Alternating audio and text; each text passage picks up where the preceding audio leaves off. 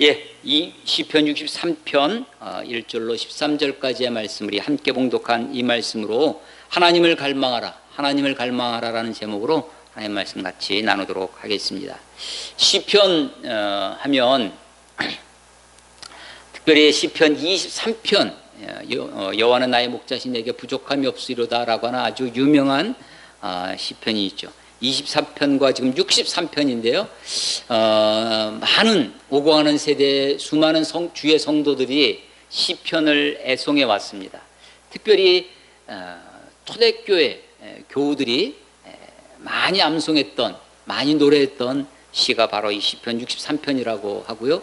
또 시편 23편과 더불어서 많은 작곡가들이 이 63편을 가지고 노래를 찬양을 했던 것들을 우리가 기억하게 되어집니다.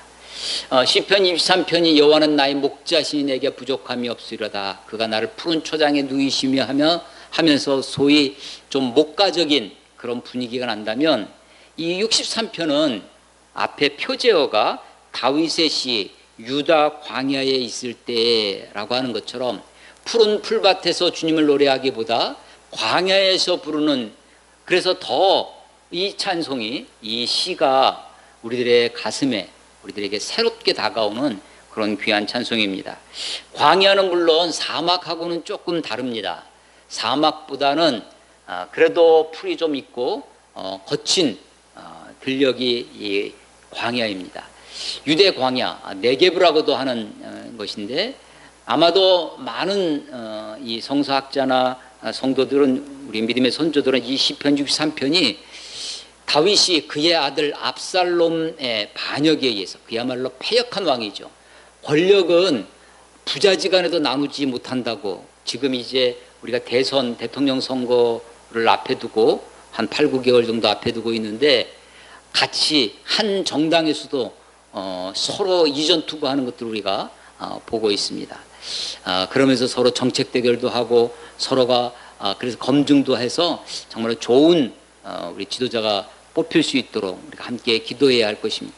그런데 이 다윗이 바로 자기 아들 압살롬에 의해서 반역해서 예루살렘 성에서 쫓겨가고, 심지어는 그때 막 도망가다 보니까 자기 왕비들, 자기의 부인들, 처첩들을 데리고 가지 못했습니다. 그런데 이 압살롬이 심지어는 얼마나 패륜하냐면, 내가 왕이 됐다, 백성들 앞에 아버지의 권위를 누르고 이제 왕의 권위를 차지했다고 하는 것을 어떻게 표현을 하냐면, 일종의 퍼포먼스죠. 궁전 위에 지붕에다가 임시 텐트를 치고 거기서 처첩 아버지의 자기 다윗 왕의 후궁들을 거기서 겁탈을 하는 그런 아주 그런데도 이 다윗은 나중에 반란군을 무찌를 때 자기 부하 군사 장군이었던 요압에게 압살롬 생명만은 죽이지는 말아달라고 말을 하고 그렇게 당부하는, 나중에 그리고 압살롬이 죽었다는 소식을 듣고 압살롬아 압살롬아 하고 그 울부짖던 그런 장면이 있습니다. 이 다윗이 그 유다 광야에서, 그러니까 시편 23편의 그 목가적인 푸른 풀밭에서 양이 누워있는, 사실은 양은 그 양은 들판에서 눕지 못하는, 자도 웅크리고 자죠.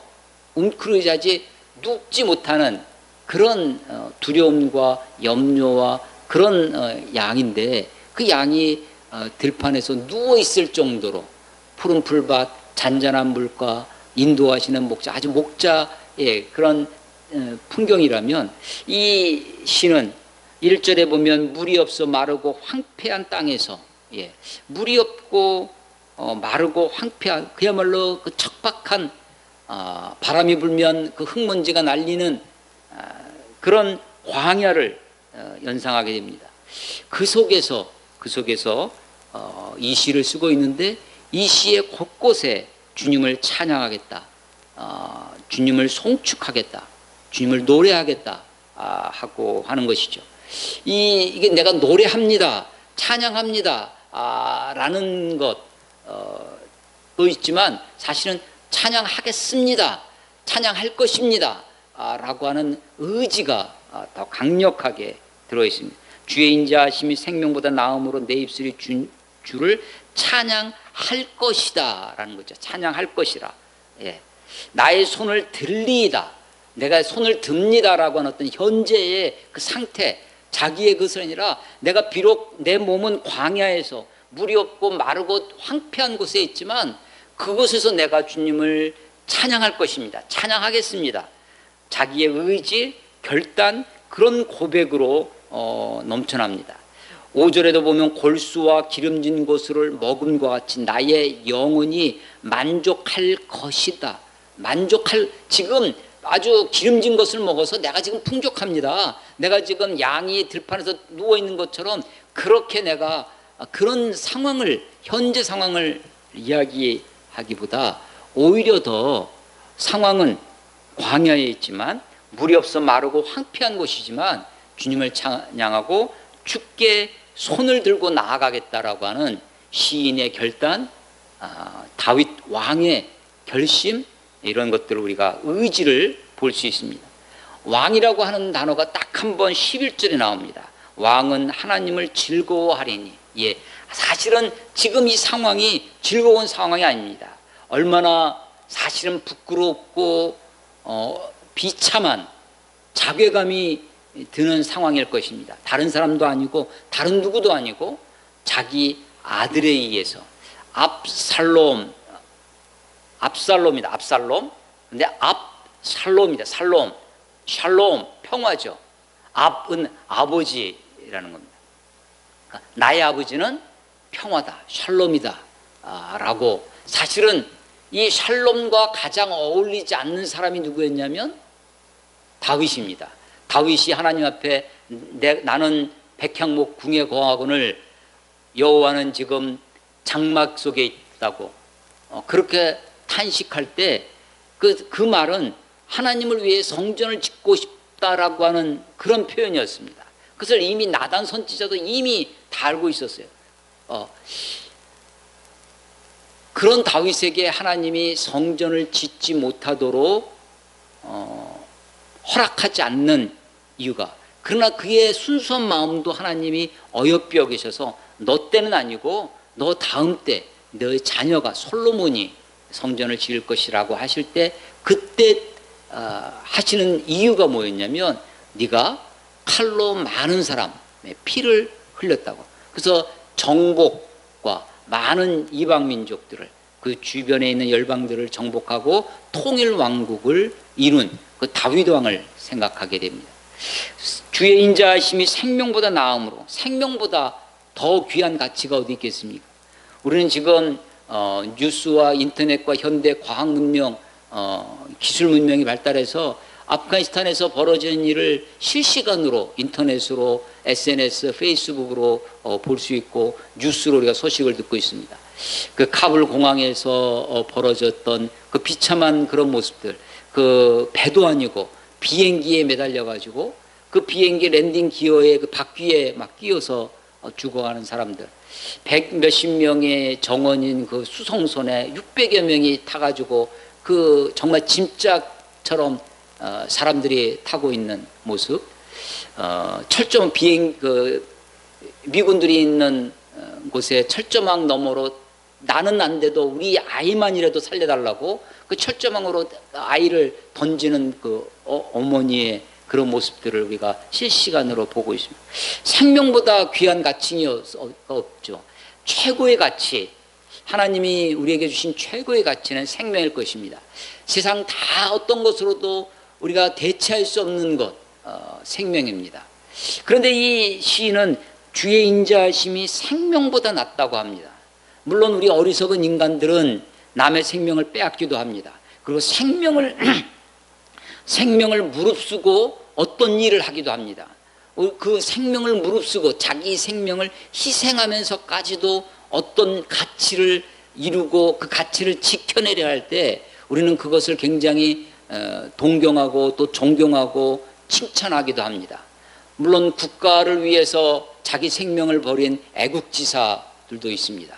아니, 산을 사랑해서 장애 10손가락이 없어진 장애인임에도 불구하고 알래스카의 14봉, 14개의 그 최고 높은 봉우리를 마지막까지 정복했다고 하는 어떤 산악인의 이야기를, 그러나 그 마지막 정복하고 내려오면서 그만 조난이 돼서 그의 시신도 우리가 구하지 못한 이야기를 끝없는 도전의 아름다운 이야기로 나누고 있습니다. 생명보다 귀한 가치가 없습니다. 생명을 지키고 생명을 보존하고 생명을 사랑하는 일만큼 생명을 존중하는 것. 사람의 생명이 육체적인 생명도 있지만 사람의 마음, 사람의 가치를, 그래서 생명과 버금가는 것이 아마 인간이 가지고 있는 기본적인 권리, 인권이라고 하는 거죠. 인권의 가치.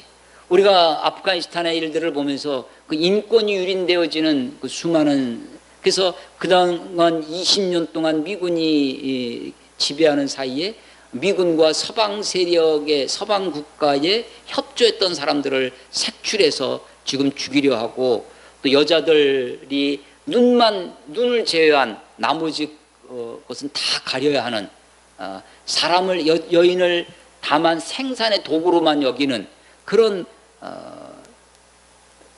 아주 정말 무자비한 것들을 우리가 듣고 있습니다. 사실은 아프가니스탄의 역사가, 아프가니스탄이 제국의 무덤이라고 하는 것처럼 영국에 의해서, 또 소련에 의해서, 미국에 의해서 제국, 그야말로 초강대국이죠.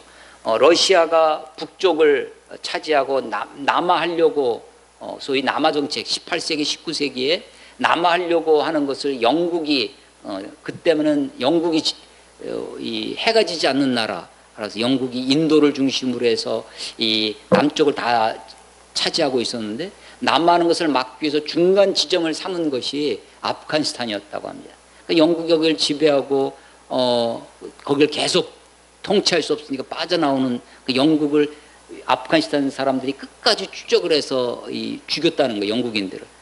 그래서 영국인이 학살을 당한, 그래서 다시 보복하러 영국이 다시 또 지배하고, 그 수많은 학살들이, 사실은 우리가 지금도 아프리카 곳곳에서 이 학살이 벌어지고 있고, 난민들이 지중해를 건너서 유럽으로 가려고 조그만 배를 타고 가다가 거기서 그만 지중해에서 빠져 죽는 그런 수많은 이야기들을 세계 뉴스에 나오지 않지만 안타까운 소식을 듣습니다.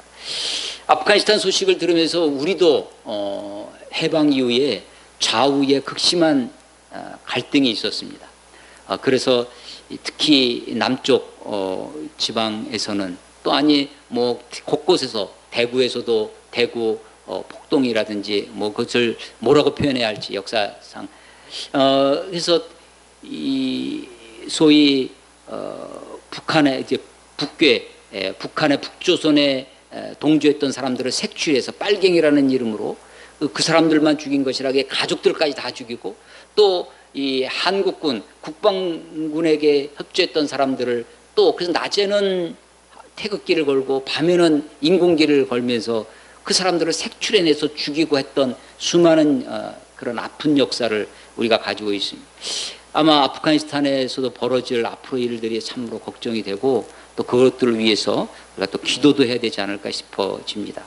최근에 며칠 사이에 아프가니스탄에 관한 이 소식들을 특히 카톡으로 막 연락을 받습니다.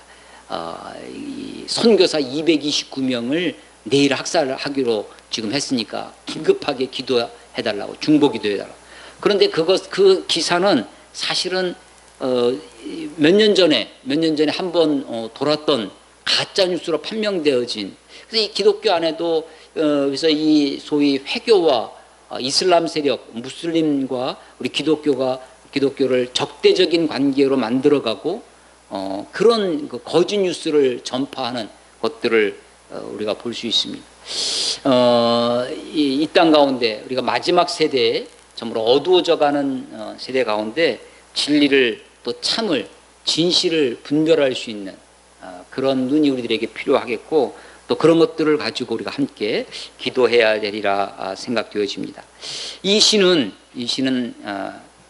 다윗이 압살롬 자기 아들의 반역을 피해서 유대 광야에서 쓴 시로 알려져 있지만, 1절에 보면 장소가 몇 군데 나옵니다. 1절에는 물이 없어 마르고 황폐한 땅에서, 2절에는 성소에서, 6절에는 나의 침상에서, 7절에는 내가 주의 날개 그늘에서.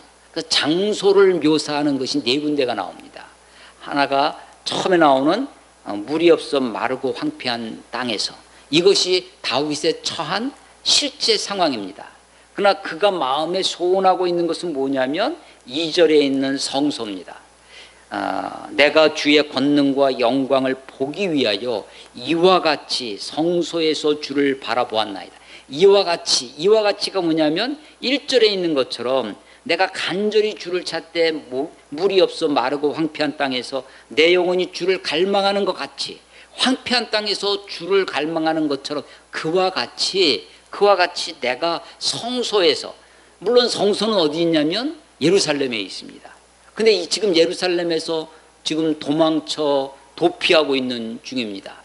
그래서 그의 마음은 비록 몸은 황폐한 곳 광야에 있지만 마음은 하나님의 임재라고 하는 성소를 소망하고 거기서 하나님을 바라다 본다라고 하는 것입니다.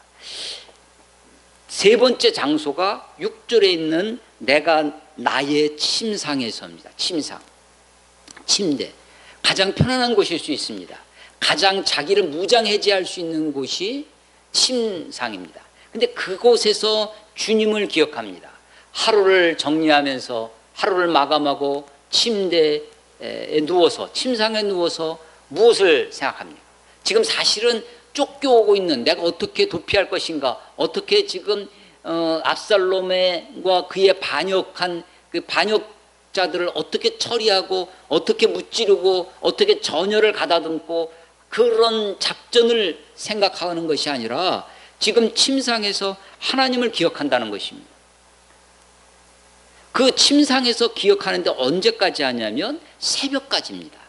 새벽에 주의 말씀을 작은 소리로 읊조릴 때 하오리니. 그래서 우리말 지금 이 성경에는 새벽에 이렇게 번역이 되어 있는데, 우리가 조금 전에 옛날에 가지고 있던 개역 한글판에는 밤중에라고 번역되어 있습니다. 그래서 침상에서 밤중까지입니다. 표준 새번역이라든지 공동 번역을 보면 이 새벽이라는 단어가 밤을 새워가며 밤을 새우기까지, 그 침상에 누워서 밤새도록 주님을 기억합니다. 그리고 작은 소리로 주님의 말씀을, 주의 말씀을 읊조립니다. 이 말씀을 읊조리는 것, 이게 무엇이냐면 묵상이라고 하는 겁니다. 묵상, 되새김과 같습니다. 하나님의 말씀을 생각하고 되새김들 하듯이 작은 소리로 그것을 읊조립니다. 침상에 누워서, 물론 지금 우리 현대인들은 침대에 누워서 핸드폰을 누워서 보지만, 사실 침대에 누워서 침상에서 하나님의 말씀을 보고 읽을 수가 없습니다. 이 읊조리는 것은 그가 기억하고 있는 하나님의 말씀입니다. 그가 마음에 품고 있는 것입니다. 그래서 하나님의 말씀을 암송하고 하나님의 말씀을 기억해서 그 말씀을 되새길 수 있는 사람은 정말 복된 사람입니다. 물론 하나님의 말씀을 그대로, 이 문자의 말씀을, 하나님의 말씀을 암송하는 것이 물론 제일 좋지만 그와 버금가는 것이 찬송입니다. 찬송이 참 힘이 있는 것은 찬송을 부르면 그 말씀이 머리에 메모리가 됩니다. 이게 지금 저도 이제 50대 말, 이제 곧 60이 돼가니까, 아니 우리가 2달에 한 번씩 이 어린이 찬송을 칠드런 그 타임이라고 해서 말씀을 부르는, 그 2달씩이나 부르는데도 잘 기억이 안 날 때가 있어요. 가사가 자꾸만 틀립니다. 그런데 제가 어렸을 때, 청년 때, 중고등 시절 때 불렀던 찬송들은 지금도 기억하는 게 있어요. 그 젊었을 때 하나님의 말씀을 암송하고 기억하는 것이 이 하나님의 말씀을 읊조리는데, 침대에 누워서 밤새도록 작은 소리로, 아니 지금 이 급박한 상황에, 이 긴급한 이 상황에 다윗이 밤새도록 침대에서 하나님을 기억하고 하나님의 말씀을 읊조립니다. 근데 그 읊조릴 때 작은 소리로, 주의 말씀을 작은 소리로 읊조릴 때 하오리니, 왜냐하면 이런 겁니다.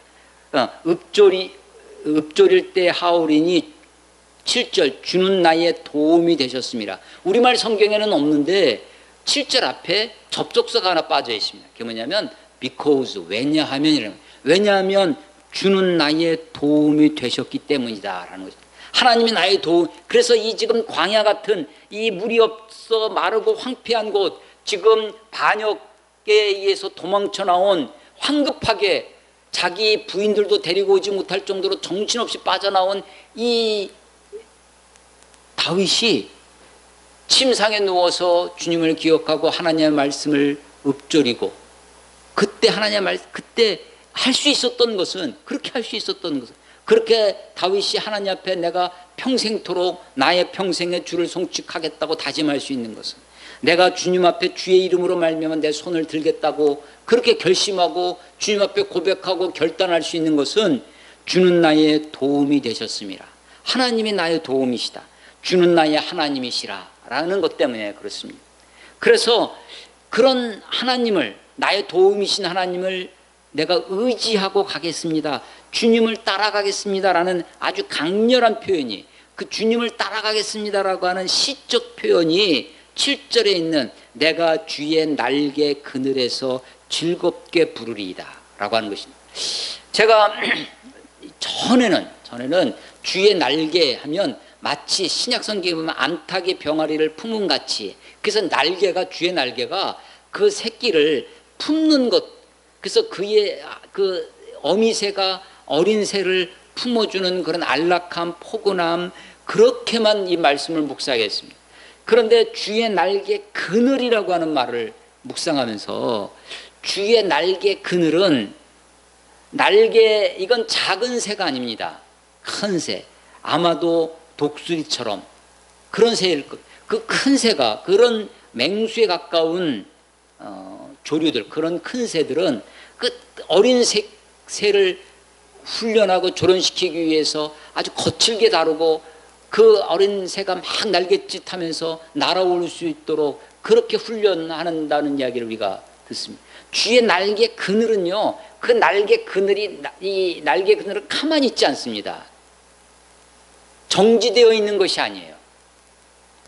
날개에 품어주시는 것이 아니라, 주의 날개 그늘은 주의 날개가 움직이는 대로 따라가야만 그 그늘을 누릴 수가 있어요. 그래서 그 주의 날개 그늘을 즐겁게 부르는 이 시인은 내가 주님을 따라가겠습니다 라고 하는 시적 표현이다 라고 생각합니다. 8절에 나의 영혼이 주를 가까이 따르니, 우리가 어떻게 주님을 따라가겠어요? 우리가 어떻게 주님의 날개 그늘을 따라가며 그 그늘 아래 거할 수 있겠습니까? 주님을 따라가기 위해서 우리가 힘써야 할 것이 뭐냐면, 주의 뜻이 어디 있는가, 그 뜻을 따라가는 것입니다.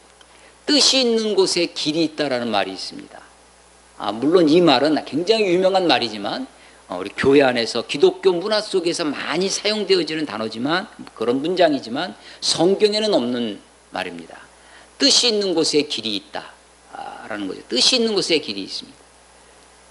그래서 이 성경에는 없지만 굉장히 성경적인 말이라고 생각합니다. 그러니까 뜻이 있는 곳에 길이 있으니까 길을 찾으려면 무엇을 찾아야 되겠어요? 뜻을 찾으면 되는 거죠. 뜻을 찾고 뜻 안에 거하면 그 뜻 안에 길이 있어요. 그런데 뜻을 찾지 않냐고 길만 찾으려고 하니까 임시방편적으로 눈앞에 보이는 것만 쫓아가게 되어 있죠. 뜻이 있는 곳에 길이 있습니다. 그러니까 길이 안 보이면 무엇을 찾아야 되냐면 뜻을 찾아야 되는 거죠. 나의 영혼이 주를 가까이 따르니, 어떻게 주님을 따라가겠습니까? 내 영혼이 주님을 따라갈 수 있는 방법이 무엇입니까? 주의 날개 그늘 아래서 그 그늘에 쉼을 얻고 그 그늘을 즐길 수 있는 것은 주의 날개가 어느 곳으로 날아가는지, 주의 뜻을 알려면 주의 말씀을 읊조리는 것입니다. 주의 말씀을 묵상하며 주의 뜻을 헤아리는 것입니다. 그것이 주님을 따라갈 수 있는, 내 영혼이 주님을 따라갈 수 있는 길이고, 주의 날개 그늘 아래 거할 수 있는 길입니다. 시인은 내 평생의 주를 송축하겠다고 합니다. 아니, 우리가 쉽게 기분 좋고 기쁘고 감사할 때 찬송이 절로 나올 때가 있어요. 찬송이 저절로 나올 때가 있습니다.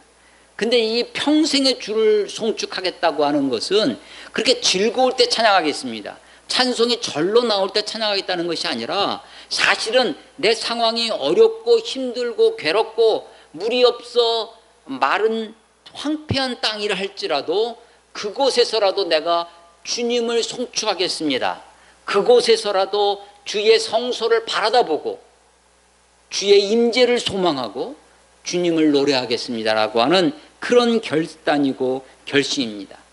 시인은 지금 하나님을 갈망하고 있습니다. 주님을 찾고 있어요. 아니, 어쩌면 이런 다윗의 상황 속에서는 피할 곳을 찾아야 되겠죠. 피할 산성을 찾고 나의 궁핍함을 도와줄 어떤 도움의 손길을 찾아야 할 것입니다. 그런데 다윗은 그런 사람을 찾지 않습니다. 어떤 길을 찾는 것이 아니라 나를 도와줄, 내가 의지할 사람, 내가 어떤 의지할 그 도움을 찾는 것이 아니라 주님을 찾고 있어요. 1절에 내가 간절히 주를 찾는 겁니다. 주를. 하나님을 찾는 겁니다. 찾는다는 단어가 2번 나오는데요. 1절에 내가 간절히 주를 찾는다고 나오고요. 9절에 나의 영혼을 찾아 멸하려 하는 그들은.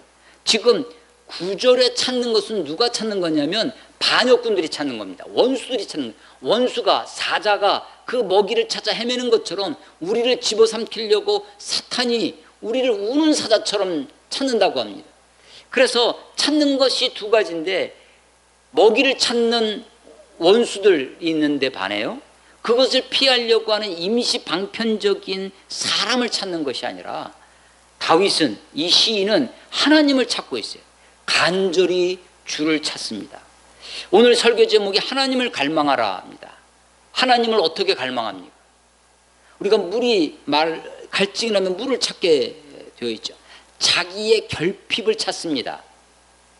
사람들은 자기가 돈이 급한 사람, 막 돈 찾으려고, 돈을 구하려고 어디든지 가서 대출을 좀 받고 사람들한테 변통하려고 할 것입니다.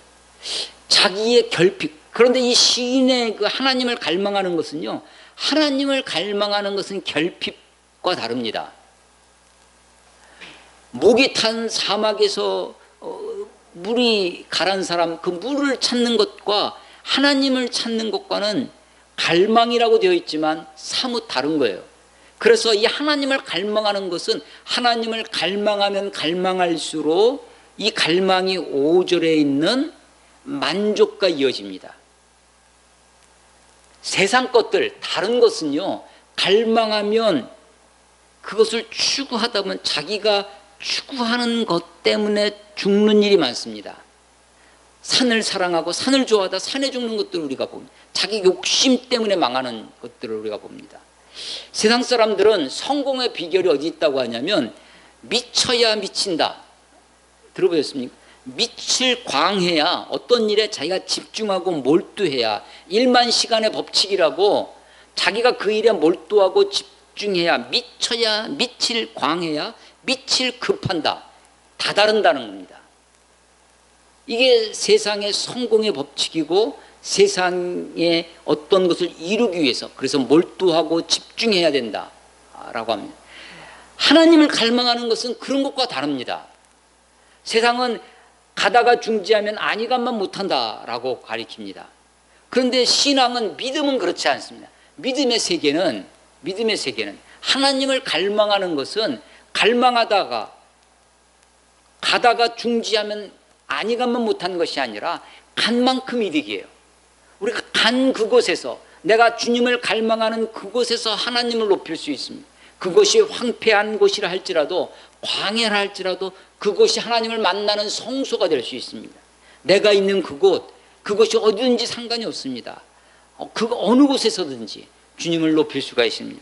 주의 인자하심이 생명보다 낫다고, 내 입술이 주를 찬양하겠다고. 나의 평생에 우리가 어떤 순간에 주님을 노래할 수 있습니다. 어떤 순간에 내가 필요와 결핍을 따라서 그것을 채울 수가 있어요. 그러나 그런 것이 아닙니다. 우리가 인간이 가지고 있는 욕구 중에 가장 기본적인 욕구가 아마 먹는 욕구죠.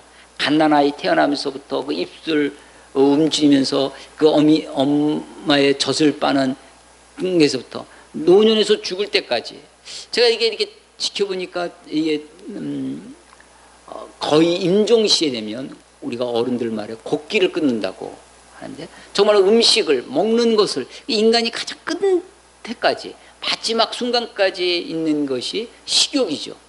식욕과 버금가는 것이 아마 인간의 가장 생득적인 아주 본래적인 욕구가 성욕일 것입니다.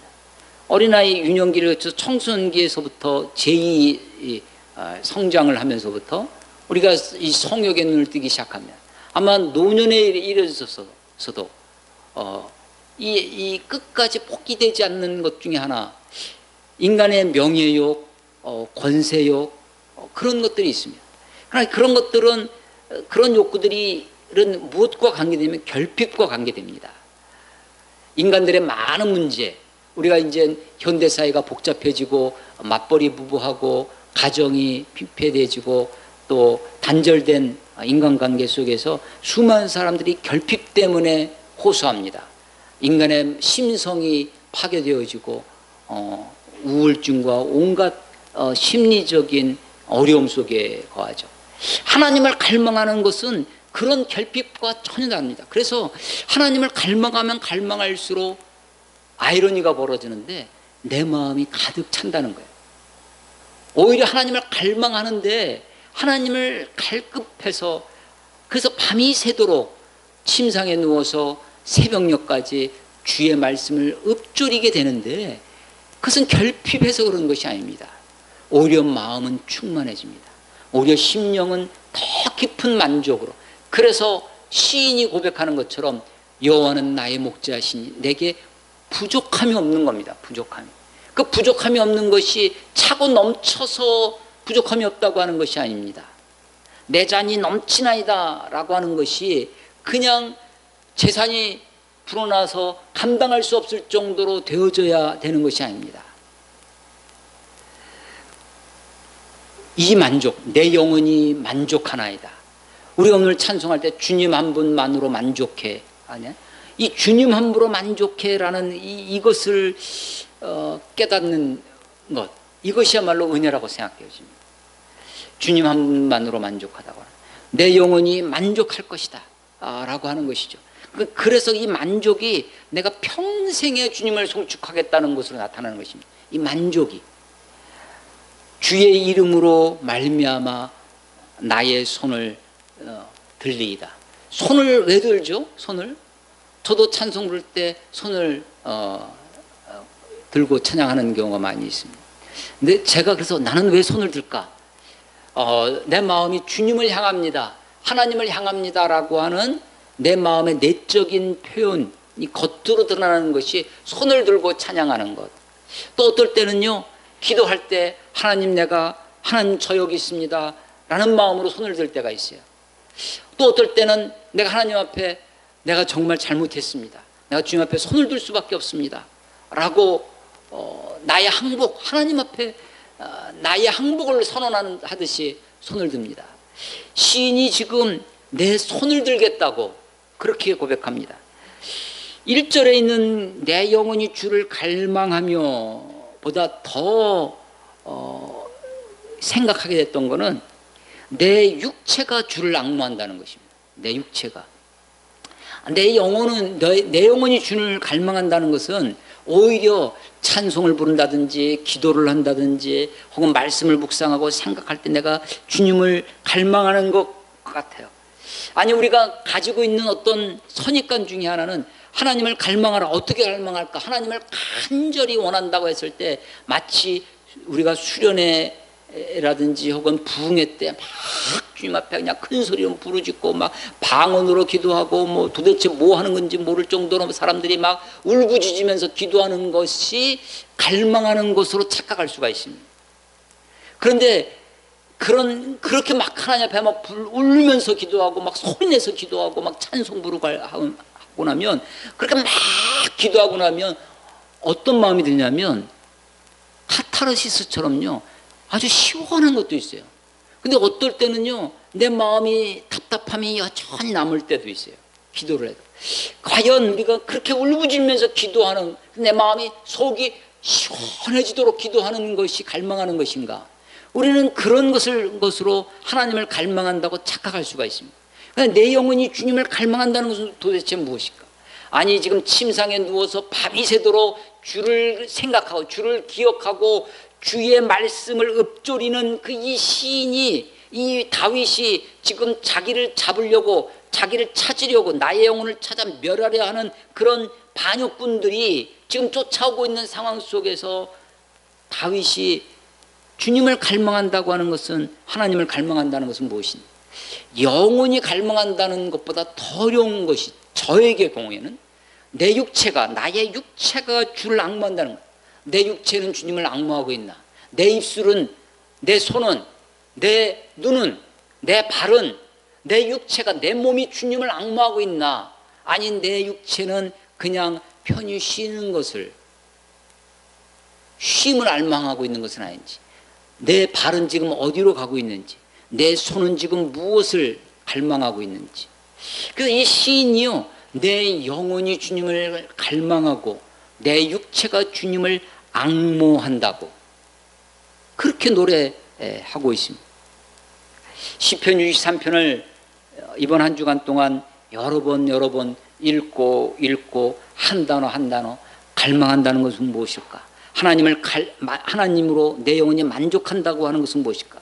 내 손을 들리다, 나는 왜 손을 드는지. 말씀을 읊조린다고 했을 때 말씀을 읊조린다고 하는 것은 무슨 뜻인지. 내 영혼이 주를 가까이 따르리니 내가 어떻게 하면 주님을 따라갈 수 있을까? 내 영혼이 주님을 따라가기 위해서는 무엇을 해야 될까? 이 말씀을 되뇌이면서 묵상하며 이 찬송을 부릅니다. 수많은 믿음의 선조들이, 주의 성도들이, 특별히 1세기에 있던 박해상화에 있던 초대교인들이 이 63편을 그렇게 많이 암송했다고 합니다.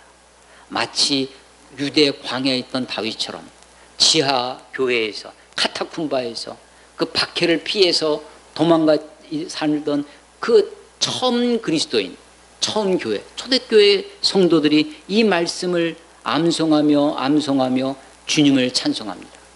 비록 언제 우리에게 이 지하에서 벗어나서 밝은 세상에서 주님을 노래할 수 있을 날이 언제 올런지 알 수 없지만 내가 평생에, 그래서 그 옛날에 들은 이야기 중에 어떤 신학교 교수님이 이제 이 병상에 누워서 의식불명에 빠졌는데 제자들이 조문을 갔답니다. 병문안을 갔는데 그 뭐 가서 거의 의식이 없는 교수님 침대에 가서 기도하는데 뭔가 입술이 움직이더랍니다. 그 학생이 가서 귀를 이렇게 대니까 그 의식이 없는 교수님이 늙은 노고를 이끌고 그 입술로 하나님의 말씀을 암송하고 있더랍니다. 아니, 죽고 나서도 내 육체가 노망이 들고 치매에 걸려서도 하나님의 말씀을 암송할 수 있고, 옛날에 어렸을 때, 청년 때 부르던 찬송을 내 입에서 부를 수 있다면, 그런 내 육체가 주님을 앙모하는 그런 상황을 꿈꾸게 됩니다. 이 시인이 왜 마지막에 11절에 자기 정체를 드러내면서 왕은 하나님을 즐거워하리니 라고 썼을까요? 아니, 왕이 즐길 수 있는 게 얼마나 많이 있겠습니까? 그가 가지고 있는 권세도 여러분, 이 조그만 완장을 차도 권세를 부리는 것이, 그게 권세 부리는 맛이 있거든요. 근데 왕이 지금 다른 걸 즐기는 것이 아니라 하나님을 즐거워한다는 겁니다. 그래서 침대에 누워서도 주님을 기억하고 새벽까지 하나님의 말씀을 읊조리는 것입니다. 그래서 이 왕은요, 다른 것으로 만족한 것이 아니다.